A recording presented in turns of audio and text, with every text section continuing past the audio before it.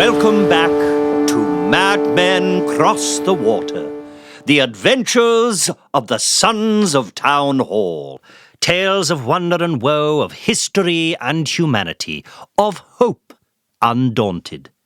I remain Elias B. Worthington, leading you behind the velvet curtain and into the heads and hearts of the great Sons of Town Hall.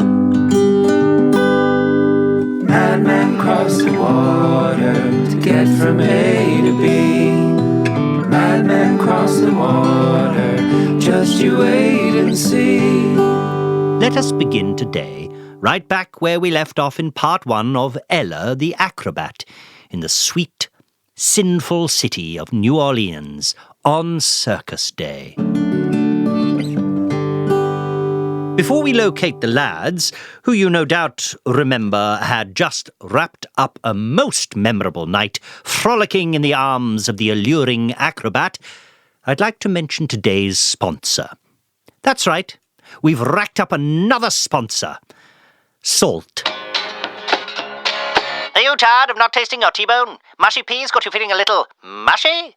Why not pass the salt around the table this evening and reinvigorate those beautiful taste buds? Salt! It's not just in your tears, not just in the sea.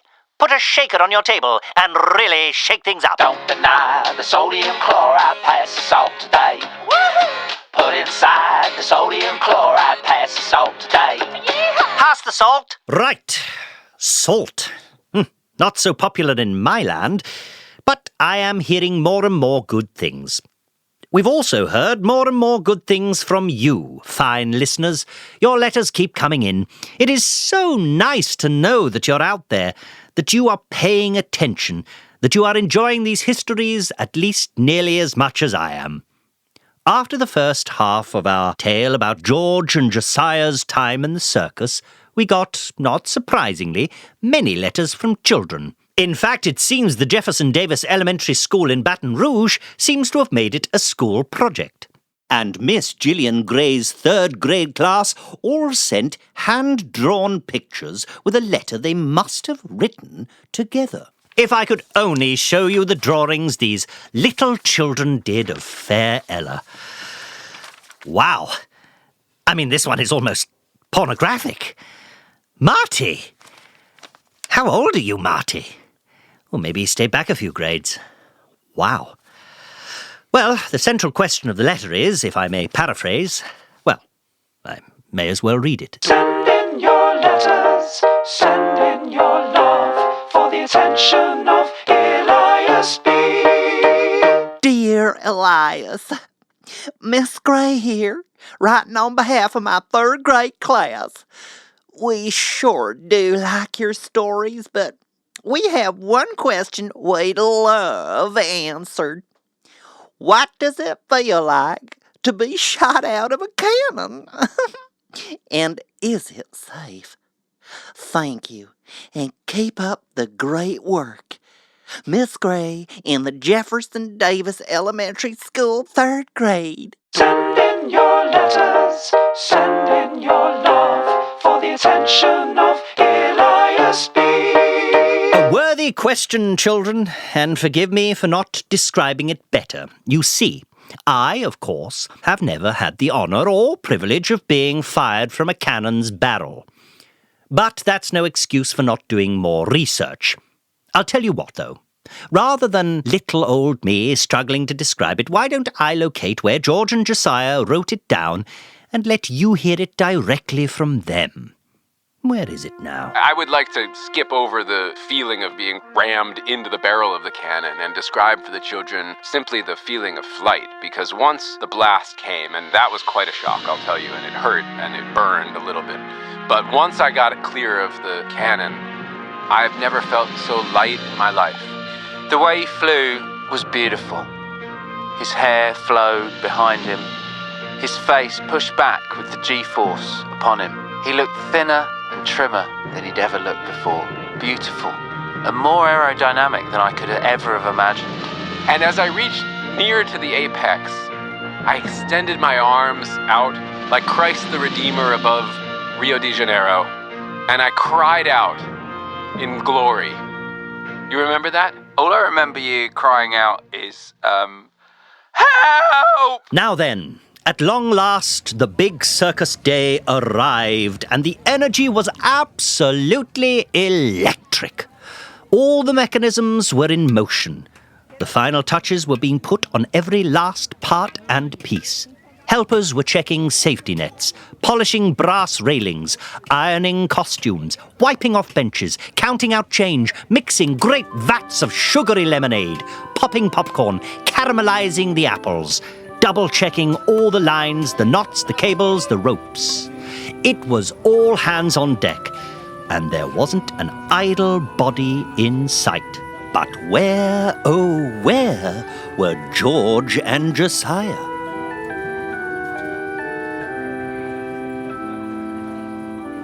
Well, it was hard to spot them in all the hubbub and excitement, in the haze of colour and heat.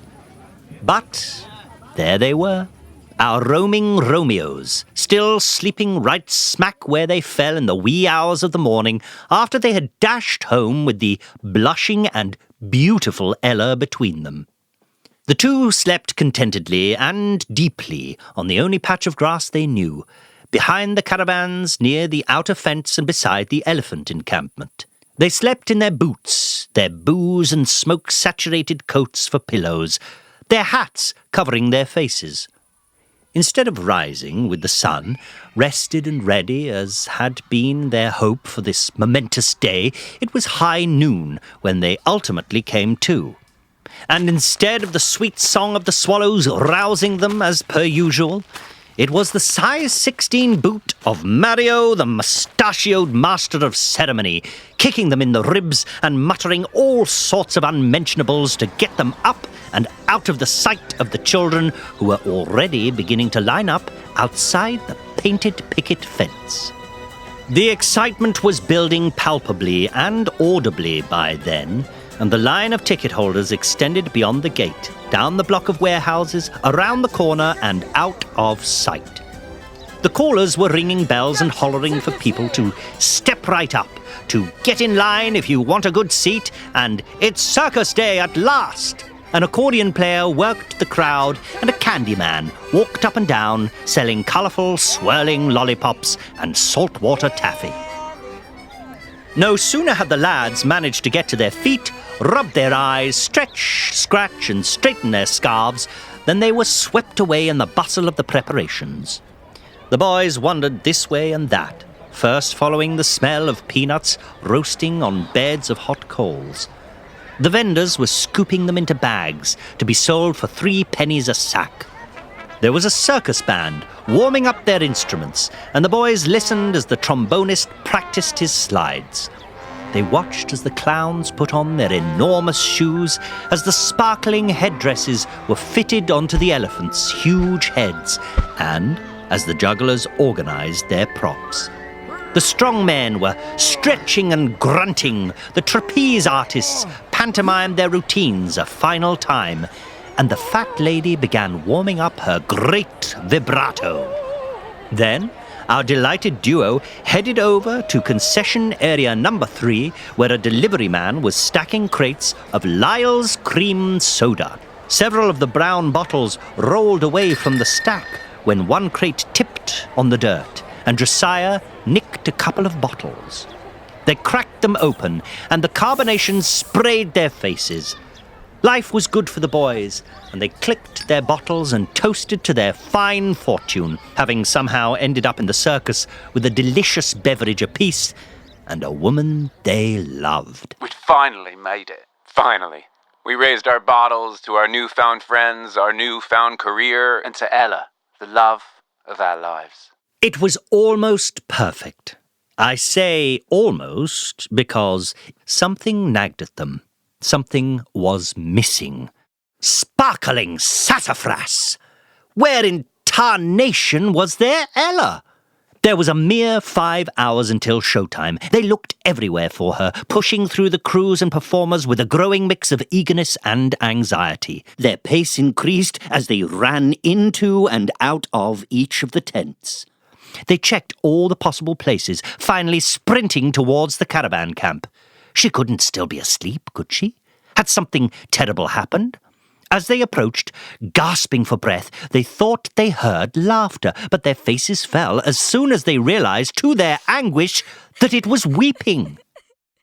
When they finally got to the door and began to bang and call for her, a cloud momentarily blocked the sun and a shadow passed over the camp.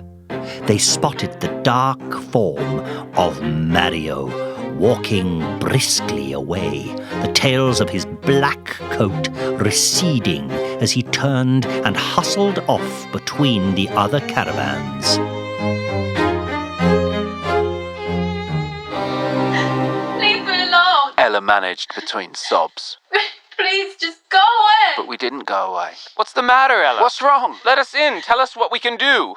Just go. She told us. There's nothing else to say. She sniffled and then she blew her nose.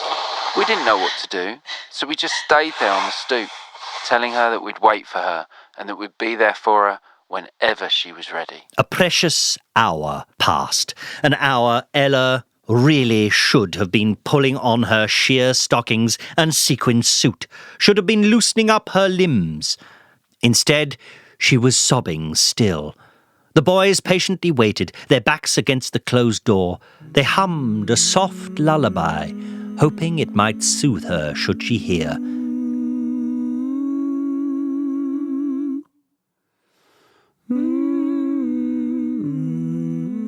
And it did seem like her crying softened somewhat. So they tried one last time, asking her to tell them why she was so sad.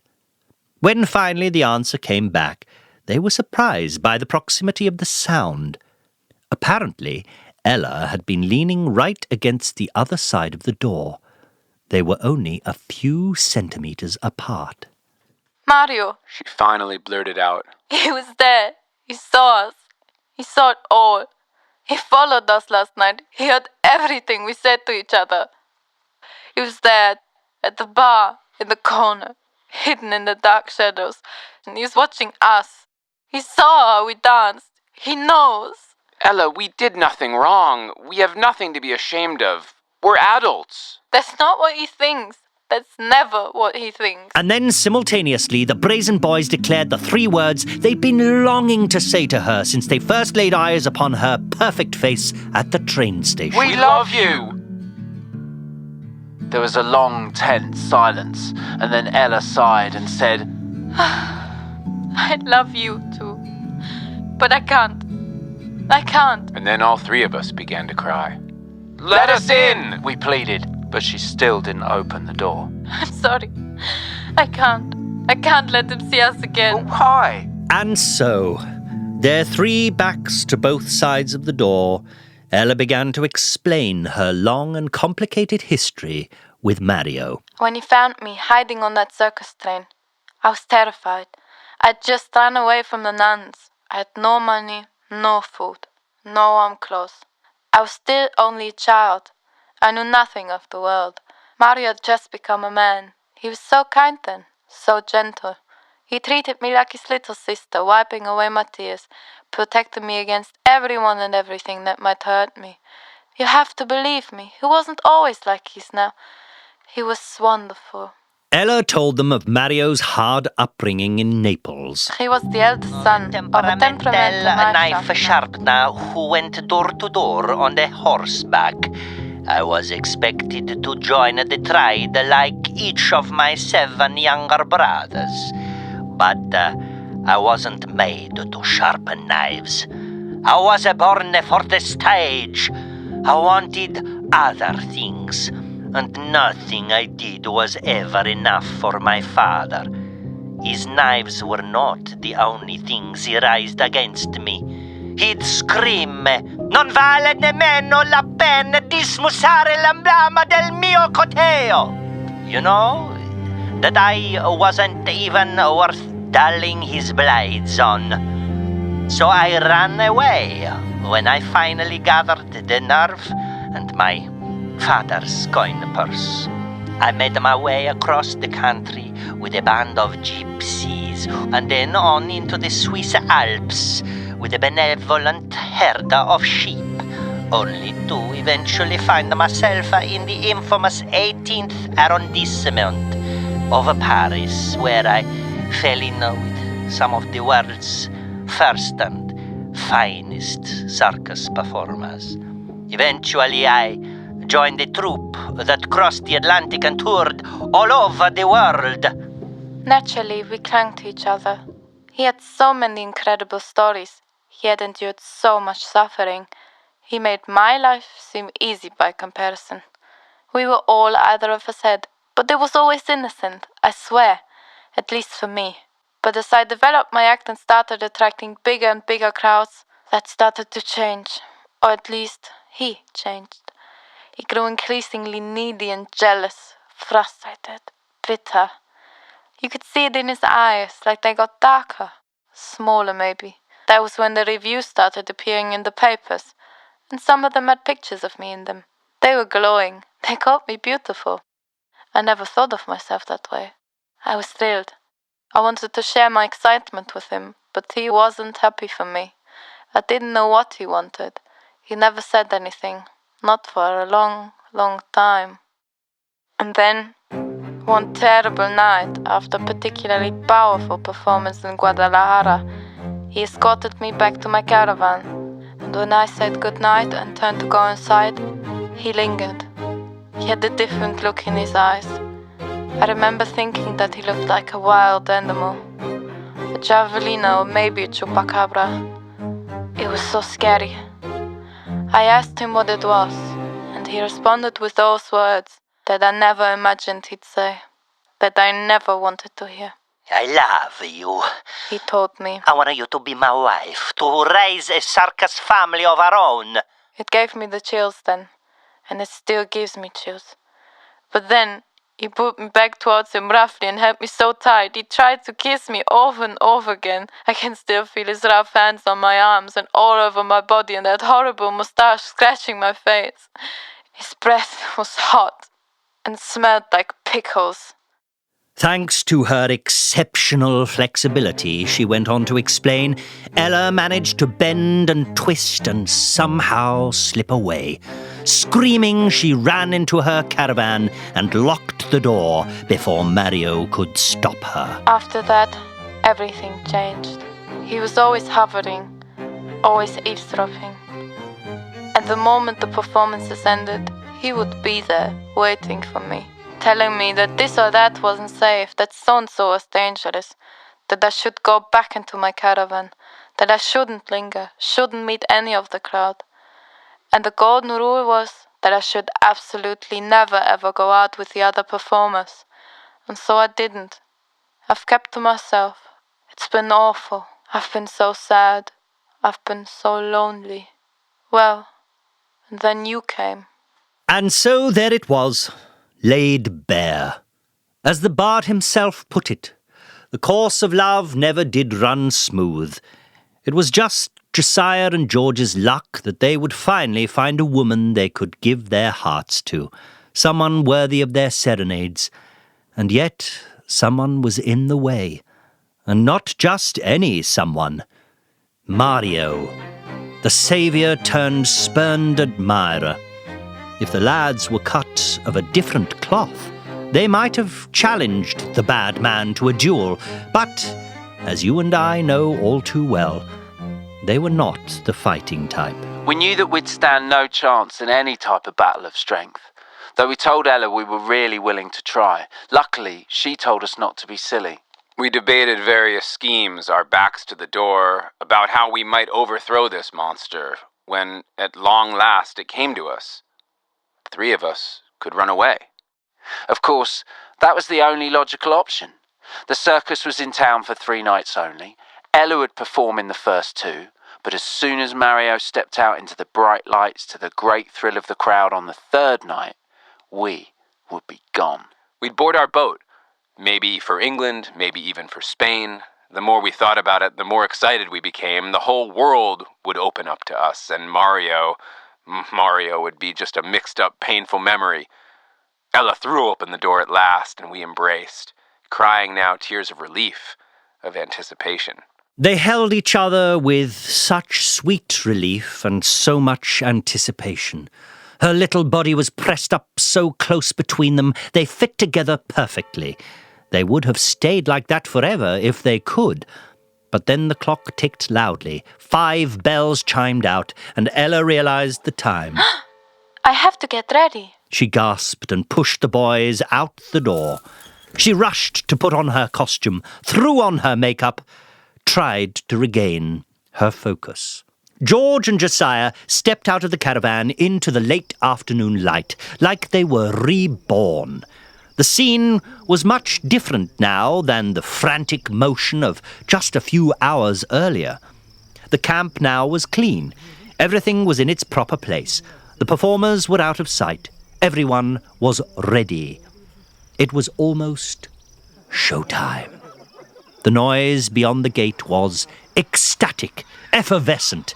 And then, at long last, with a triumphant roll of the snare drums and the traditional melody of the hurdy-gurdy, the gates were thrown open and the crowds poured in. It was hard for the boys to remember they were employees and not merely spectators. They milled around with the public, wandering into the freak tent where they peeked over the gasping onlookers at the human unicorn with an actual horn growing from his head, the 4-legged lady, the lion man whose entire face was thick with fur, and the Siamese twins. As the daylight began to fade and the gas lamps were lit, the boys shouldered through the crowd and watched the magicians and the clowns, the stilt walkers rising high above the packs of people, and the jugglers.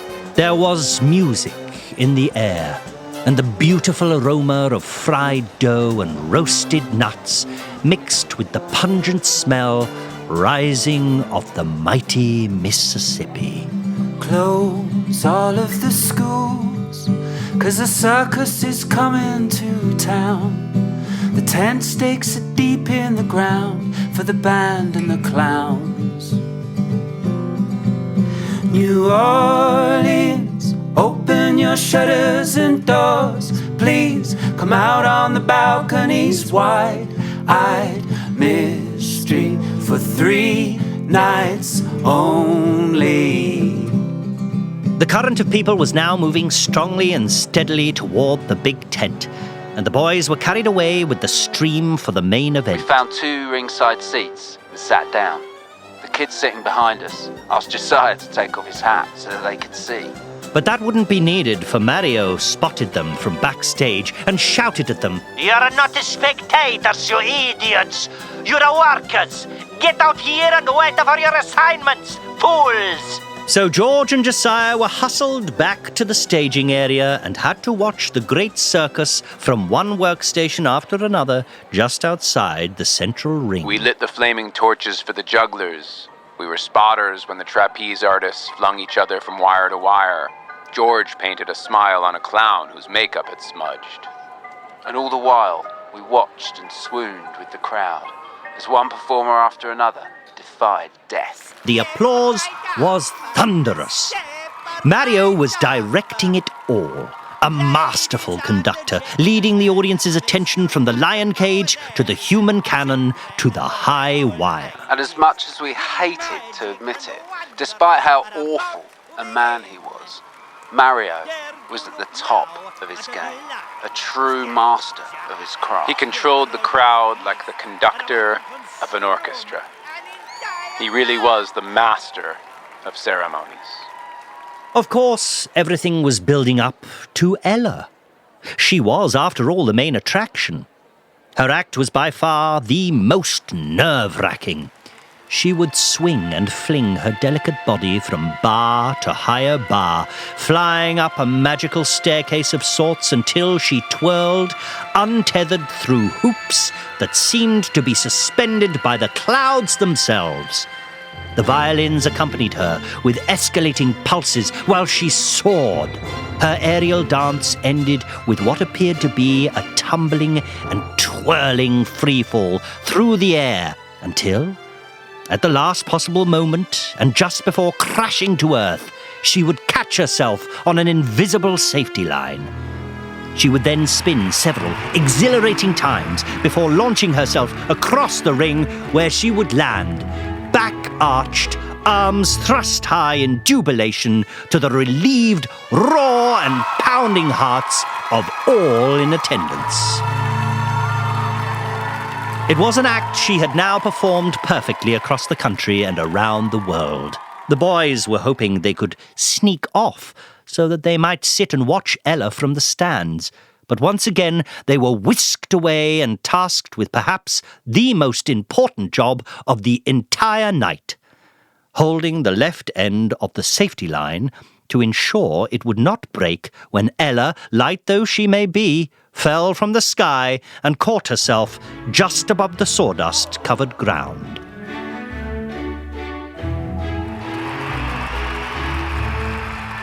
So it began. The entire stage was empty, and the packed tent was suddenly silent. The props were all gone. The lion cage had been removed. The clowns were nowhere to be seen. There was only Mario, and even he was mostly hidden in the shadows across from the boys, exciting the crowd from the opposite side of the ring. Every last person was on the edge of his seat. And then suddenly there came the roll of the snare and the sound of a lone, fragile violin. Finally, at long last, there she was. Ella stood in the dead center of the circular stage, her head bowed, her arms extended. She looked tiny. Well, that's because she was tiny.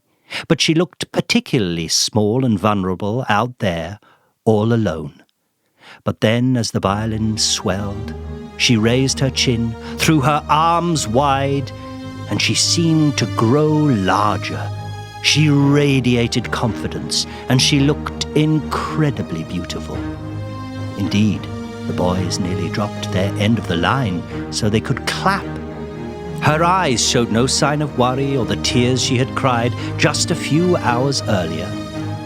They were shining, brighter even than the sequins from her skin-tight suit. She wore a small diamond in each of her delicate earlobes, and they too caught the light and threw 1,000 sparkles across the crowd.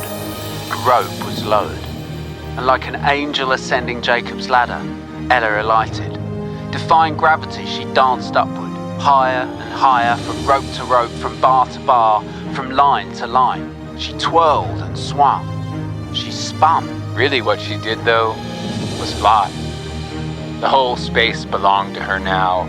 It seemed the only limit was the top of the canvas of that great tent itself. If that wasn't there, well, Ella might just fly straight up into the heavens themselves and dance for the gods above. It would prove an inspiration for them down the road.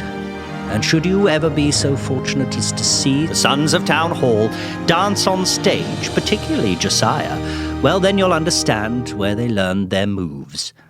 It is no one other than Ella, their queen, their muse, who they channel when, whilst singing their bewitching melodies, they lift their boots high into the air and stomp and spin. Fine, it's a different emphasis. Less grace, more frantic, and sure, the stakes aren't as steep.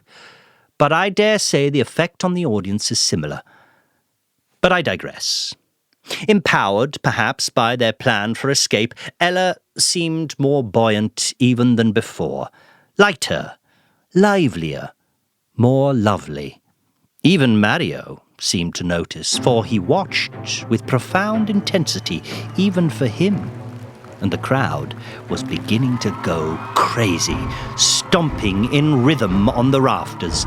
As her aerial dance continued, as she rose even higher, 3 more violins joined the first, and their pulsing increased in intensity, and Ella soared through the air. She was nearing her final swan dive, the finale that took the breath away from all who dared to watch. Before she leapt, Ella stood in a silver hoop suspended some 50 meters above the crowd, illuminated by a single beam of light. She looked like Selene herself, the Greek goddess of the moon. Mario couldn't keep his eyes off her, and he stared at her, hoping she would look down at him, see his earnest devotion, and might just change her mind. Naturally, Ella was not looking back at him. She had fixed her eyes directly into the eyes of Josiah and George, gazing down from her perch at the talented twosome, as if to say, "This is all for you."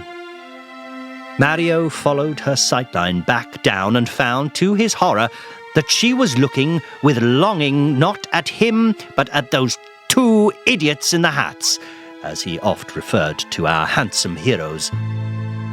The boys naturally were looking back up at Ella with encouragement and awe, but somehow they still felt the cold glare from across the ring, and so pulled their eyes away from up high to stare back at Mario. Even in the shadows they sensed something amiss.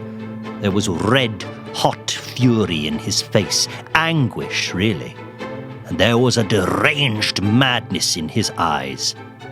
He looked like he might harm himself, or try to harm them.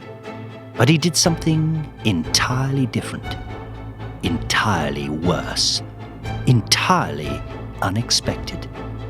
To their horror, they watched as that terrible man, finally admitting to himself that he had lost Ella once and for all, finally recognizing that George and Josiah had won, he stepped up onto a step stool. He drew a knife that had been hidden in his waistcoat and began desperately cutting the safety line that Ella was about to rely on to catch her once she jumped. It was a moment that we have regretted ever since. We froze in wide-eyed terror. We were unable to move, unable to scream, and for some reason unable to release the end of the now slack line, which we gripped even tighter than before, although we knew all too well that our end alone would not be enough to save her. The violins had reached a feverish intensity, and the crowd was in a frenzy. Then we collectively held our breath, and from oh so high, our little Ella, unaware of the horror in our eyes, blew the crowd a kiss, stood on the tips of her 10 painted toes, released the hoop from her delicate fingertips, and sprang into the air. Now then, tender listeners, some moments are too tragic to describe. Some scenes are too horrible even for the most morbidly fascinated. Some wounds even time herself cannot heal. And so, I will spare you the details, but do know that what transpired was truly horrific. And so when Sons of Town Hall singing sounds like a dirge, when their voices cry out in a mournful wail, I hope you now understand why. You see, the violins came to a screeching halt as the boys screamed. No! But it was, of course, too late. Gravity cannot simply be switched off by an act of will or strength of love in two men's hearts. There was really nothing they could have done. Ella was already in the air, gliding ever so swiftly and innocently to her death. The boys ran to where she fell, her limbs extending at unnatural angles. Needless to say, parents covered their children's eyes, and then they covered their own. But even still, many would never unsee that sight. The crew ushered the horrified crowds to the exit as quickly as possible. Apologies were awkwardly extended. It was certainly not how this was all meant to end. But that is how it ended. And that is how this episode shall end as well. So let us pry our eyes away with the rest of the crowd and try to leave the circus tent far behind and give the boys a moment alone with their grief. We leave them there on the bare circus floor in the circle of light, weeping over their beloved Ella's battered body. Across the ring lay Mario's hat, and an overturned step stool beside the brutally sliced end of Ella's safety line. Instead of George and Josiah's intended escape, it was Mario who ran away, coward that he was, after one terrible act of cruelty, which changed the course of the Sons of Town Hall's history forever. Good night, and farewell until next time. I am still Elias B. Worthington.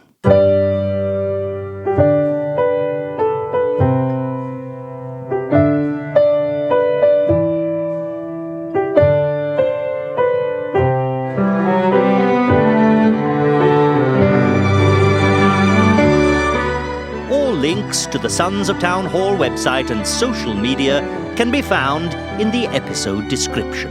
To support Madmen Cross the Water, share these episodes with someone you love, and go to patreon.com/Sons of Town Hall.